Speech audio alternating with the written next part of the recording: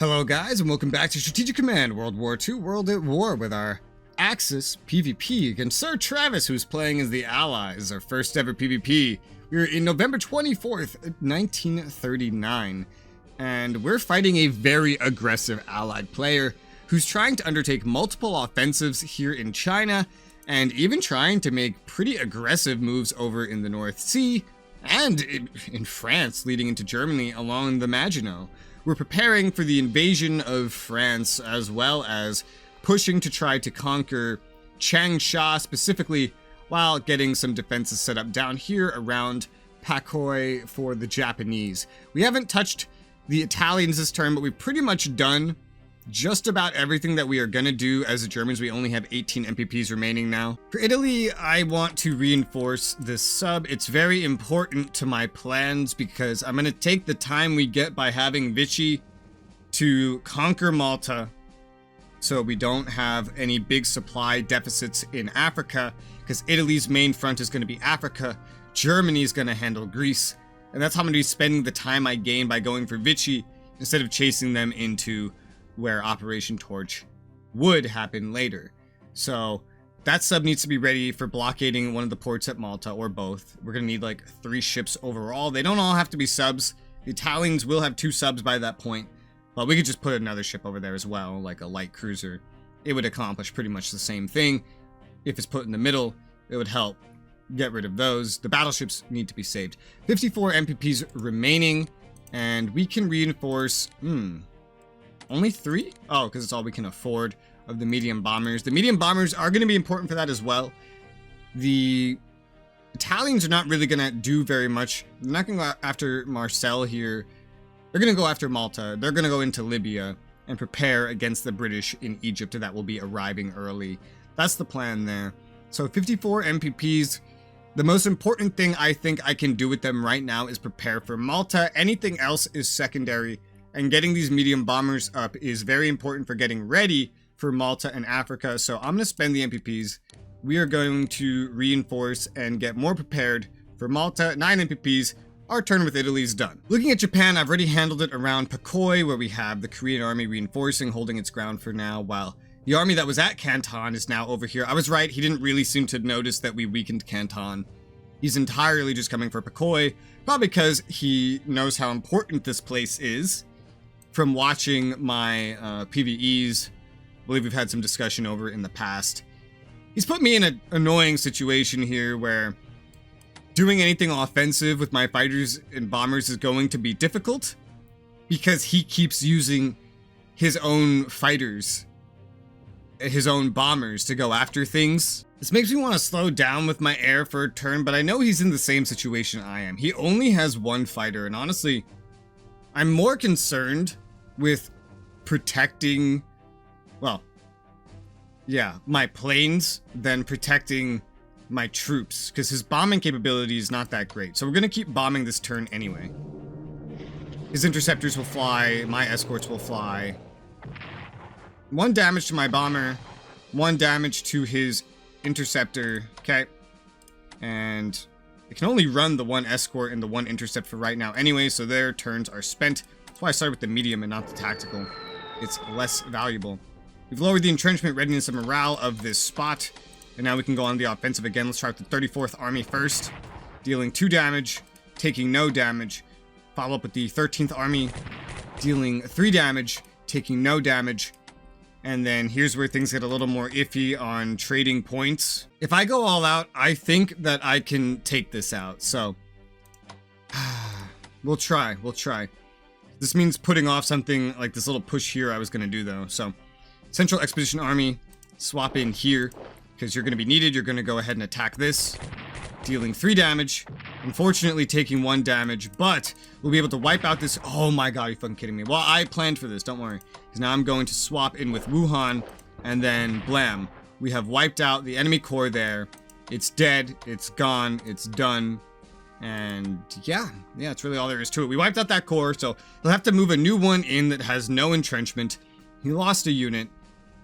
If he's being aggressive, he's not going to have the easiest time replacing units, or at the very least, he's not going to have the easiest time, purchasing anti-air, additional fighters, bombers, you name it, support. He'll have to put everything into infantry. And I'm fine with that because our actual frontline losses on this front where I'm going on the offensive are not actually very high. They're very much in control, and I'm quite happy with them, though this next turn might be a rest turn for my Air Force. We're going to need some reinforcements on multiple angles. In fact, I'm so tempted to say, like, the Akagi carrier right here. Actually, no, Kaga would be better. Let's send the Kaga over here, and then the Kaga can escort all of this stuff. It can assist with the escorting, although I don't think it has the upgrades to the fighters. It has elite reinforcements. So if he tries to stretch me thin here, I can respond with a carrier because I do have that additional support. And this seems to be something he might go after, maybe not. It can't reach inland though, so it's still up to this fighter. Additionally, since he's tried to be offensive here and he's trying to go on some air offensives, you can tell he just can't afford to be offensive everywhere. He's already feeling stretched thin because he is stretching himself thin. So we're going to take 37th Army and go on the offensive again right here against this enemy corps that he has pushed up in the mountains, dealing 1 damage, unfortunately only 1. And this was intended to go right here, but honestly I'm just going to push it up and we're going to attack in the mountains again, dealing 2 more damage, taking none, hurting this core even more, hopefully either making him think that I'm opening a front here and thus wanting to put more important reinforcements here, like armies, or just generally getting him to spend MPPs here in general, because the only reason I'm attacking here is because I can deal damage without losing anything. And I can do that pretty reliably and pretty sustainably. That is the entire point. We do have another core available, so I'm going to operate this one. 16 MPPs, and I think I'm going to put it right here as a further defense to this line here. Keep our air protected and keep this region a little extra protected as well. It's kind of the idea I have, this HQ, all that junk. So that's going to go down there to keep everything down there protected. This core is going to go down to this point to make sure the Soviets don't start getting ahead of themselves, rather than use the 230 MPPs remaining to try to open up any more attriting fronts that we have to pay for. We're going to get into some more research here, and so to start, I'm going to put points into indie tech, because that's always good to have, is some indie tech, some more MPPs down the road, and we'll need it, and it will help bolster Japan. We're going to get a lot of things, right? Look how much room we have to research as Japan still. Just one little thing by little thing, because, you know, the Diplo hasn't really gone anywhere. 80 MPPs remaining, and I'm going to take that, and we're going to use that to purchase a garrison. Let's get the Jinzhou garrison. Jinzhou, fire, fiber, Waipa. I don't know where Jinzhou is, but we're going to get the Jinzhou garrison. Then we have 30 MPPs remaining, and then I don't think there's really anything crazy to do with that, except save it, or transport this guy right here, which I'm still not even 100% sure where I'd send him. I'm thinking over here, because he's going pretty crazy over here. I'm thinking over here would be better than by Hong Kong, because this is going to have to be dealt with long before we go after Hong Kong, especially because, if you can't tell, with my plan to get the DEI, the goal really is to delay the US entrance into the war dramatically. Now, I could also work towards that by simply not, what's the word, invading the Netherlands, for example, but that's okay. It doesn't matter. We're going to transport this one. We're going to send it over here towards Pakoi, and we're going to land it in the back where it'll have a chance to reinforce with the supply of the Okamura HQ. Give the Okamura HQ some additional things to do rather than just chilling out. When supply here gets up to 5, I am tempted, honestly, to like push forward even more and use the mountains as my front instead of just like a field. We will have that capacity. The capability will be there if it gets to 5, and then I could move the HQ up. That would be great, because that would keep Haikou even more protected, but we'll have to see how that goes. Our sub doing some raiding over here seems to be doing fine. We'll move him out a little bit and then move him up this way just to be in a slightly different position to maybe confuse him. Continue to do some raiding if we can, but still kind of moving up because we know we want to get closer inevitably. You know, this I might not have even sent myself as far up as I'd want. Raiding the Canada-UK line might just be better than this, but this is the only thing we have here to intercept any of this right now, so I'll wait to move this. Besides, once we take Denmark, and I'm pretty confident I'm just going to take Denmark and Norway again, we will temporarily get Greenland, which we can use for some supply, and this guy can just go run over there for a short period of time. Though I do believe, you know, with all these MPPs gone, we've done everything that we're going to do for this turn. So, no, actually, wait, hold up. 4th garrison still trying to get in position here to swap out in Tripoli. Can't forget that. So that's almost taken care of. But that should be everything that we plan on doing this turn. No MPPs to really deal with anything over here, nor do I plan on really fighting for Ethiopia very much. Just kind of leave what's down there already in a reinforced state. We'll get to that when we get to that. Let's pass it over into December, hit end turn, and see if the game has anything to say to us. USSR invades Finland. He told me he did go for this. Hopefully it fails, you know. This is already going to lower his mobilization towards, well, for the USSR, which is good. If he doesn't get super lucky like I did as the Allies, then we will get Finland to join. And I have a much more, I think, aggressive plan to use Finland for this time than I did in the PvE. So, he stopped raiding our lines. He told me he stopped raiding our lines. And it's true, he stopped raiding our lines. And you know, it's so funny, he's trying to make a deal with me. He offered me a deal. If I don't militarily take over Norway, then he won't raid Norway. But honestly, I'm about to get prompted to take it over soon anyway. I'm just going to take it over. I'm going to adjust the line to pass like right down here. And then I'm just going to go with that because honestly, if he's going to be so active up there anyway, I might as well just have an unsinkable aircraft carrier covering the North Sea. But that's going to be this whole turn. So this is passed back over to Travis. I'll wait for him to pass it back to me and we will continue with this episode. Guys, I'm pretty sure he found the ship in the North Sea. He keeps messaging me about, I saw something you did this turn. I found it. I wonder how your unit's getting out of this pickle. So my assumption is he found the heavy cruiser, he attacked it, but it's alive. So, let's see. Of course.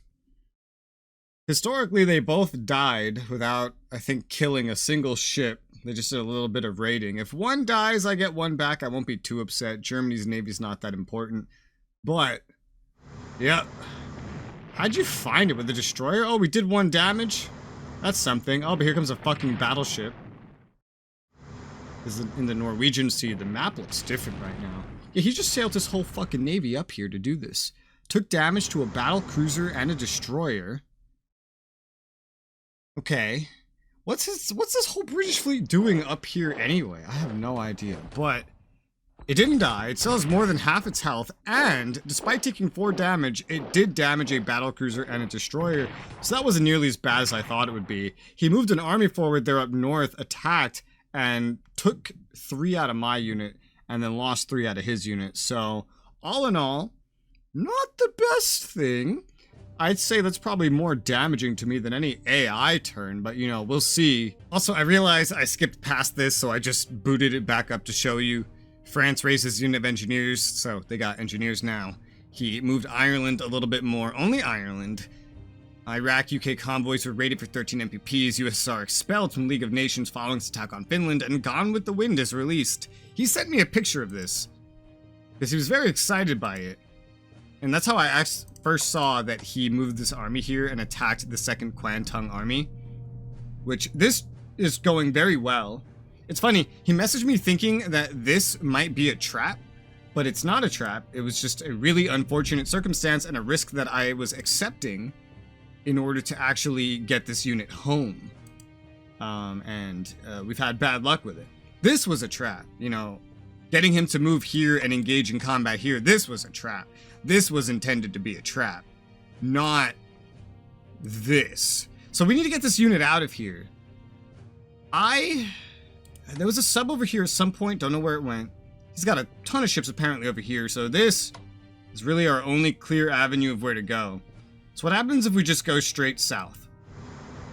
Amazingly, we fucking made it. And I have 3 subs that can come to the ready. Like, so here's what we're gonna do. Alright. We're gonna send this one up. Oh man, if only you could get there. You just barely can't. You could just go isolate yourself. But here's what we're gonna do. This wasn't a trap that, like, I magically caught him in or something. This was just bad luck. So let's try to turn bad luck to our favor. I won't reinforce this sub this turn. We're gonna send it up, follow this little line here, and plop it like right there. and get the newly recovered one up. Follow the line. And there you go. We have now fully encircled and have protected the Admiral Graph. So the Admiral Graph is now protected. If this stays protected, then I can get the subs back out again. They're not really in any major risk. And I can get the Admiral Graph to safety like I wanted. 4 damage in exchange for 1 off of a battle cruiser. Only 1, right? Why does it have to? Did he just never reinforce this? I think so.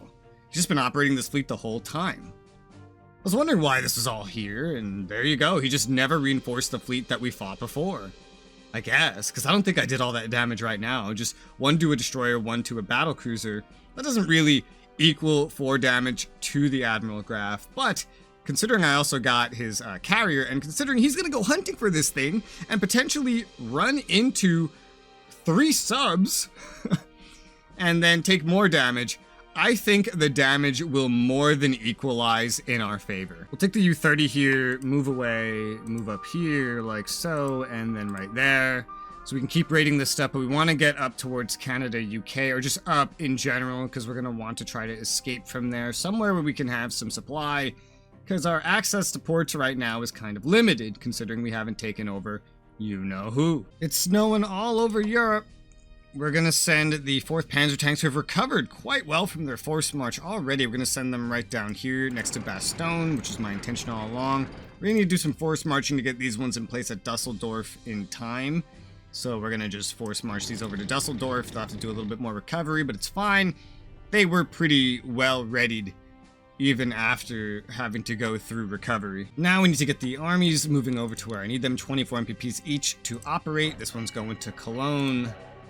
This one will go to right here, I guess. Not even sure if we need another one up there. We might. Could come in handy, actually. Yeah, thinking about it. Remembering how that works. Another 24 to get you over there. Alright, and that's lined up. I'm happy with how that is. We have 2 more armies up here. One still needs upgrades. And unfortunately, due to the snow, it's going to be difficult to get these tactical bombers all the way to the west in time. If in time meant next turn. So we might just be sending them over more slowly. And then be putting this off 1 extra turn. Like, may not be starting in January, maybe in February. But I'm fine with that. 1 turn is not that big in the grand scheme of things. I'll note he didn't do any more air offensives this turn, and he stopped bombing the Saar mine, which is already losing MPPs, literally just because it's surrounded anyway, so. We'll operate the 4th Army. I'm not exactly sure where, to be honest. Somewhere like right around here. These 2 spots might be good for the other 2 armies? Yeah, I think so. I think these 2 spots would be good for them. So we'll operate you there. You need upgrades, but I'll operate you now just to get you into position, because we know this is going to take at least 1 extra turn. So let's just get all this stuff out of the way, you know, right now, best we can. We're not going to operate these planes, though if I did, they'd be in position in time, but there's like upgrades and stuff that I still need to do, / that I want to do. Getting this guy out is going to be annoying. We're going to move this one right here. So he's in a position to swap out there. And so that should be good. We swap out there. There you go. New core. And then you go there. Swap out there. New core. Only lost 1 entrenchment. Gained infantry weapons. If he takes that as a sign of weakness, he will be wrong. Funny enough, I'm actually really happy where these cores ended up. Like, I actually kind of want them to stay roughly where they are. Maybe not exactly where they are, but roughly. This one will move up 1 step more, and then it will be where I want it as well. 123 MPPs remaining. Again, a lot of this stuff's just going to go into upgrades. So we're going to upgrade the 2nd Corps. We're going to upgrade the Frontier Corps, anti-air, and infantry weapons. 77 MPPs remaining. Yeah, we're just going to move these normally. So as far as they can get is fine. And, well, I wonder if that's in range. I kind of doubt it. It wouldn't make a lot of sense if it was. Strike range is 5. Yeah, 1, 2, 3, 4, 5. Yeah, they can't go that far. In fact, I think my preferred places for where they're going to end up is actually exactly where I have the fighters. So we're going to move these fighters a little bit. You're going to go down here for now, right next to the other fighter. And you are going to go maybe up into this hill. It's got enough supply. It could function just fine from there. Maybe you just go where there's more supply instead, up here. Yeah, sure, let's go a little bit north. So we're going to leave these 2 spots for the attack bombers as they come in. Hopefully they can get there next turn, but I won't hold up the invasion just because 1 tack bomber is out of place. 2 tack bombers though, and upgrades needed for multiple units. Yeah, well, I mean, yeah, there's an army here that still needs upgrades anyway, so these guys will have like an extra turn to move, I guess. Well, no, okay, I don't know. I'm not good at math. We're gonna upgrade this core, infantry weapons, anti-air, and we don't even have enough to upgrade everything that we can upgrade. But we'll get upgrades going for these ones. Infantry, anti-air, 20. Actually, you know what we do? We do have enough to upgrade everything that I wanted to upgrade. We have 8 MPPs remaining. And there you go. All the cores I wanted to upgrade are upgraded. We'll swap this one for this one, then get that upgraded. This will swap with that. We'll get it upgraded. And then they'll shift up and around to join the offensive. And that's how I'm going to handle them. So, not December. Probably not January, but February is when I should start the invasion of France. Italy's still very limited in MPPs. We're going to reinforce the first medium bombers here, get them up to strength. We're going to upgrade the fighters beside them, because again, those will be important to taking Malta. We're going to rely a lot on German air as well, not just Italian, but the Italians are, of course, going to pull their weight. 28 MPPs remaining, and a number of places to consider spending it. I think getting the Abyssinia Corps up to strength is a good place to put that. So now that's really all I can do to change anything over here. I don't really know how he's going to handle this.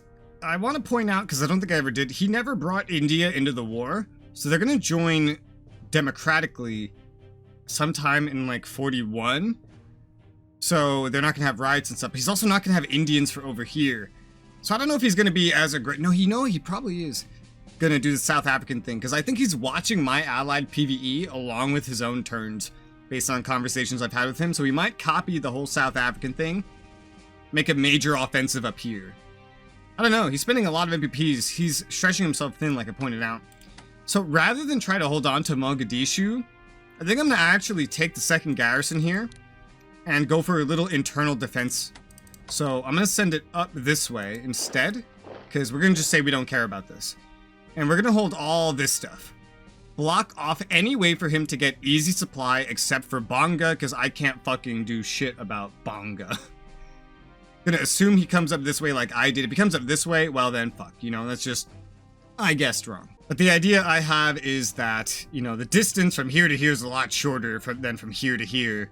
If he tries the offensive the same way I did, it will take him longer, because he won't be able to get through here as quickly or as easily, because we should be fully entrenched by that point, which can allow us to hold on to this a little bit longer, even though, you know, we're not trying to hold on to it at all. The snow has also hit China, which makes this the perfect turn to reinforce my fighters, get them back up to strength, reinforce my medium bombers, get them back up to strength, and for the tactical bombers, let's get them some elite reinforcements. That's worth 30 MPPs, holy fuck. But it'll come in handy. Additionally, specifically, the North Front Army is capable of moving from here to here due to the presence of a road, I assume.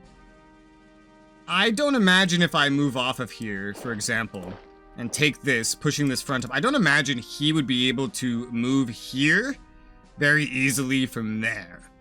It may be an army, but there's 3 armies casting zone of control here. It's a fucking mountain, and he'd have to cross water to get to it. So I think this is still safe. I just can't move up there, probably for similar reasons, which just gives me a chance to, you know, reinforce this unit back up to its full elite strength. Rather than reinforce this core, I'm actually going to move it back here. So I can move the army back here and reinforce both of them. So now this army's getting entrenched. It's at full strength. We could swap them out and this core can reinforce. We're just not going to do it right now. He's moving forward. He's moved up to this core. He's making a full front line. He's being very aggressive.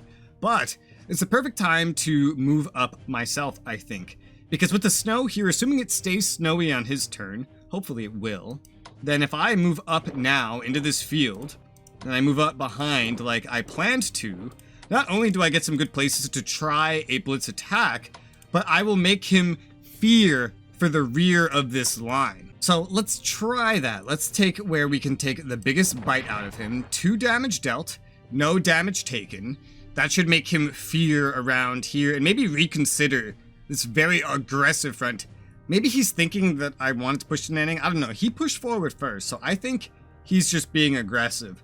So let's invoke some fear into him while also progressing my invasion of Changsha proper. We're not going to be doing any more attacks over here without the help of the bombers, certainly not in the winter, so we're going to get elite reinforcements, at least on the 34th Army, so it can be fully back up to strength no matter where it goes, no matter what it does.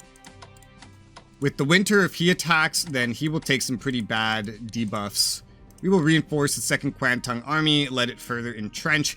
He will probably reinforce his supply readiness and all that jazz is so low anyway. I don't want to take a 1 to 3 odds with this unit, considering this unit has enemies on both sides. I don't want to do that. We have 148 MPPs remaining though. There's not a whole lot I can do with that, so let me show you what I will do. We're gonna go ahead and purchase 2 more garrisons because we need them.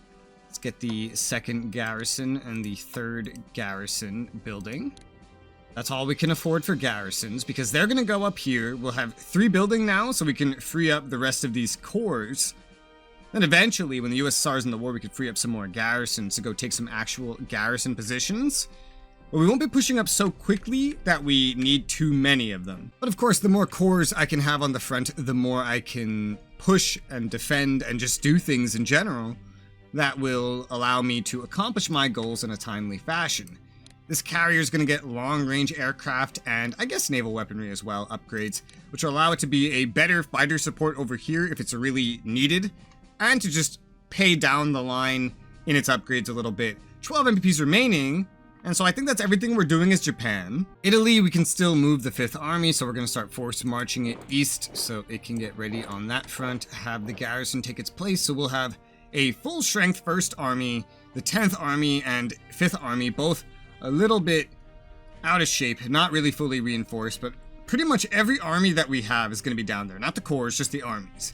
But I can get an HQ down there before things kick off as well. I only really have 1 HQ and it needs to be reinforced. Then that's even better. But just by having this many armies over here and giving them some time to entrench in places, maybe in enough places to, you know, stop them from surrounding us or whatever, even if it's in fields, you know, it won't really matter that much.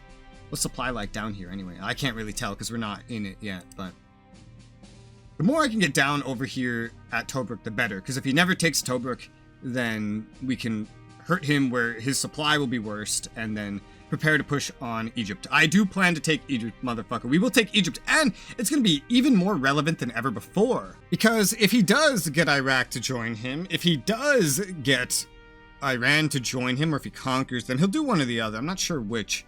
He asked me if he could take chits out and refund them, so he might be rethinking Persia now. So regardless, he will probably get both of these if he puts his mind to it. This would mean that there'd just be this stretch here going through Palestine and Transjordan and Iraq up here that would be an enemy front.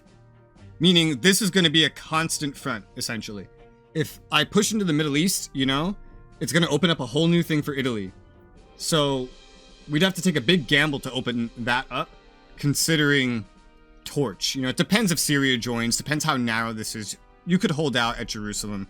You could hold out at Transjordan. It's just Egypt is the best spot to possibly hold out at, like right here at the Suez. We're also going to move this 1st garrison out of the way. I'm still not sure where it's going. It's just going to go fucking somewhere, I guess. We will need a garrison eventually to like set sail and then maybe set on Malta. Maybe a corps would be better for that. Actually, you know, I really want to get like a bomber there. An Italian bomber at some point, maybe. Like a maritime. They can only build 1 maritime bomber. I think that is probably the perfect fucking place for it. But it may need a temporary garrison. I don't know. How much does a garrison cost to transport? I don't think it's a whole lot. I think it's actually a very cheap amount. All right, then we'll just like force march it up north for now, because I have no idea where this is going to be going, this garrison. But I think that's our entire turn completely now. And since we are happy with our turn, let's go ahead and hit end turn. See if we have any end game, end turn events. German paratroopers deployed at Hamburg. Oh, perfect. They're ready to go and they're full strength. So that's perfect timing, because we're just getting ready to go right now. Finally, the Japanese moved the DEI. Only 5%, but we got so unlucky with that the past couple fucking turns, man. IRA attacks Dublin's Phoenix Park magazine fort. Okay. Man, I wish we were having more luck with the DEI, but any luck we can get is good. They should be at like 37% now, or maybe more. I don't know. Either way, it's going. And we have a long time to actually get it. And by that point, I will have time, the ability, and the money to put a bunch of German chits into them if I need to. Hopefully, I won't need to put too many into them. Some research progresses. He's not raiding. And the Norway thing is still going. So, yeah, we're getting our MP. That means, yeah, so that sub has moved. Maybe it was moving to also take part in the attacks. I don't know. Still 25 from imports from the USSR, so that's nice. So long as we don't attack the USSR, we're getting 25 a turn from them. However, eventually that will have diminishing returns because their mobilization will get so high that it's just not going to be worth 25 MPPs. But right now, that's an incredibly valuable amount of MPPs. However, that turn's done, and we've filled this episode up with another turn. Gotta love the early game, right? So I hope you guys are enjoying this PvP so far. I know I certainly am. It's very exciting. I didn't expect him to be this aggressive as the allies. I can't wait to see him play the Axis. Watch him go like completely opposite, being defensive all of a sudden. That'd be so weird, right? But we definitely plan to do another side when this one's done. For now, though, thank you guys very much for watching, and I'll see you on the next episode.